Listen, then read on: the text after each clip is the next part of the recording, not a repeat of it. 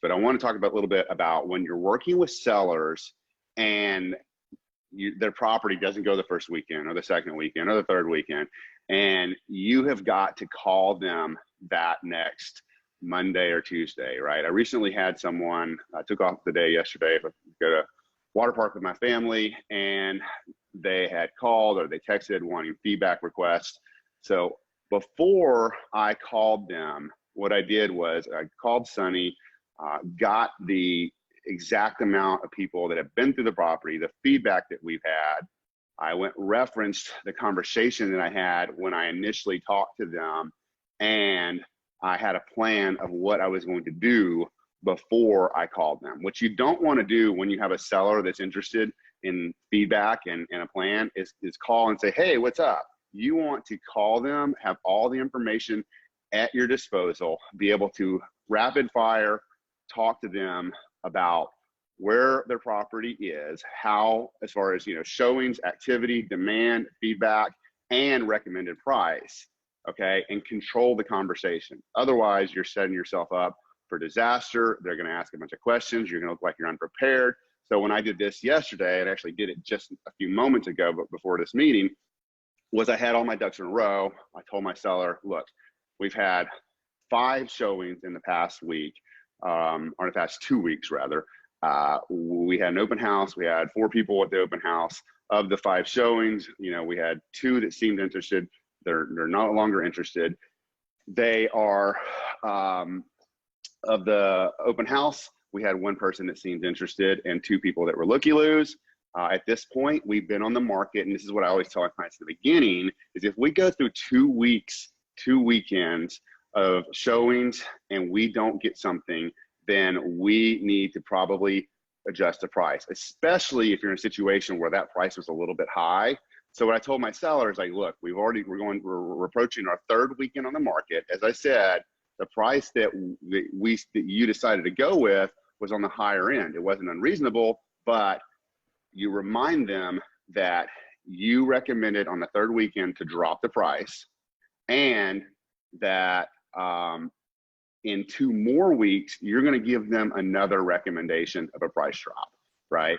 So you're setting the expectation when you call them. You want to control the situation and give them all of the answers that they're seeking before they ask them. You're also planning the next price drop, and then you're setting the expectation for the next price drop if that doesn't happen. And you also remind them that they have the biggest, when you're under the 1 million category, their stock is the highest on their property during the first 30 days.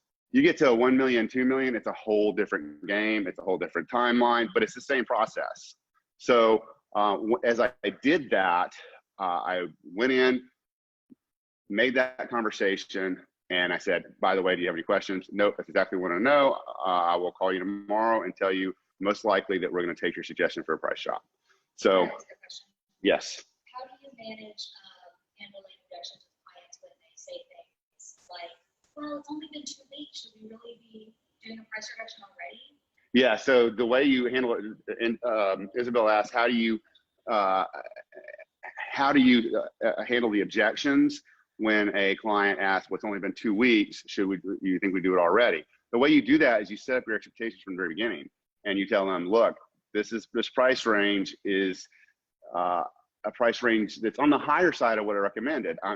It's not uncalled for, it's not unreasonable, but my suggestion is that after 2 weeks, you drop the price.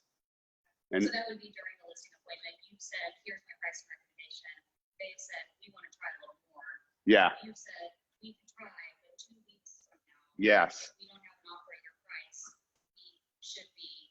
Yeah, absolutely. So I don't know if you guys can hear Isabel, but you're going to want to set up the first 60 days at the listing consultation. Yeah. And so that kind of sets you up for success, right? Especially if they're taking the higher range of the price range, right? As you all know, a lot of agents will buy the listing. When we say buy the listing, that means they give a price that's higher than you'd recommend. Now, look, if you're going up against another agent and the high range is $590 and they're going $625, my suggestion is walk. You know, if it's not going to appraise and it's just ridiculous, let somebody else have it. There's a good chance you'll get it on the second go around. And if that happens, if they take that higher price range, say, look, you know, respectfully, I disagree. I would suggest if your other agent is telling you that they can get you that price range, then they can get it in a short period of time, right? Do a 60-day listing listing agreement. And if it doesn't work, then maybe you should try my methods, and we can walk that price down and give the proper marketing and exposure and presentation that your property needs.